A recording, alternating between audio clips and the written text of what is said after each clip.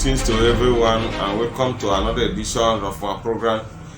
I have with me my resource person, the Meso himself. He's a librarian, a researcher, and scholar, and works with the Federal Investor of Petroleum Resources, EFURU, who will be teaching us how to access books. But before that, he is going to tell us what book is all about.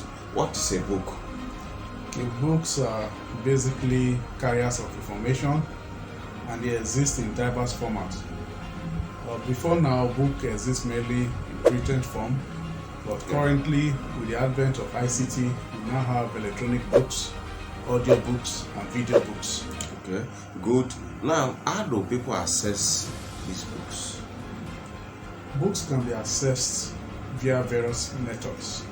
Okay, people can visit bookstores close to them, physical bookstores close to them. People can visit their libraries, be it public library, academic library, the nearest library close to you to access materials that may meet your needs. Okay. People can visit online bookstores like Amazon and other books that may meet their needs, be it printed, electronic, or any format of books that you may need. Okay. People can also subscribe to databases that can meet their needs. And there are a lot of databases today. We have the ProQuest database, EBSCO's database, Science Direct. There are so many. Are the databases, are they free? Because with the current situation of Nigeria, now how do people access books without paying any money? Well, both databases are really costly to subscribe to, but there are still some free and very good databases people can subscribe to and get access for free. Okay. And a good example of that is the pdfdrive.com. Okay. PDF Drive is a generic database that contains materials in virtually all fields of life. For people or professionals in computer science, they can get freecomputerbooks.com. It's a database too that contains a lot of computer science books. For professionals in engineering or technology, bookrisk.com contains a whole lot of books. You can access it without paying any fee. Without paying any fees. These databases are free. Okay. For people in medicine, we have the PubMed database. While for children, we have the freekidsbooks.com. There are a lot of free databases, but I would like to advise our viewers, access them for your needs only because of copyright issues. Okay. Do not download these materials and sell. Do not download these materials and leave pages of the materials and take it as if it's your own. Always acknowledge the source.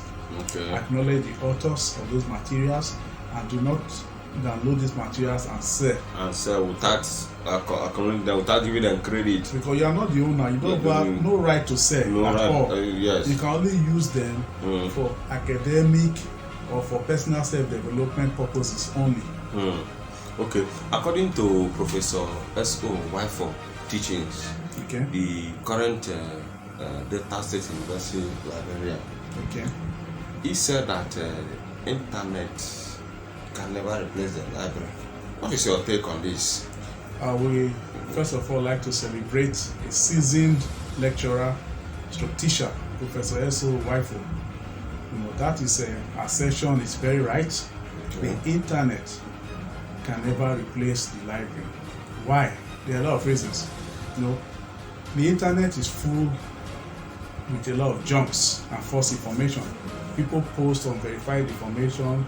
People post their belief that may not be right. People post a lot of junks to false information. But the library contains recipient information that were carefully selected by seasoned librarians who are trained in that area, using various criteria to ensure that the materials they are acquiring are of high standard and meet the needs of their users. There are a lot of criteria: the reputation of the author, the scope, depth of coverage, the style of writing of the author. There are a lot of criteria. The authority. There are a lot of criteria librarians use in selecting their materials to ensure the materials they are selecting contains accurate information, of high standard, and meet the needs of their users. But today the internet is full with a lot of junks. People post a lot of anything they post. They post and it will be online. And most of those information mislead people. Yes. Because people will take those information they see there as facts or as recipient information, whereas they are not. Yes. So, but libraries contain mainly recipient information that were carefully selected by librarians to ensure what they are selecting is accurate, contains facts, and meets the needs of their users. So that's the difference. Alright. Thank you for your teachings. Thank you so I believe that our viewers have learned the different ways or methods to access information, to get books. Books are also information. So in our next episode, perhaps we'll discuss how to evaluate books, the appropriate books to read. Thank you, gentlemen, for being with me today. If you are just watching us for the first time, please subscribe to this channel. Thank you very much and see you next time. Bye.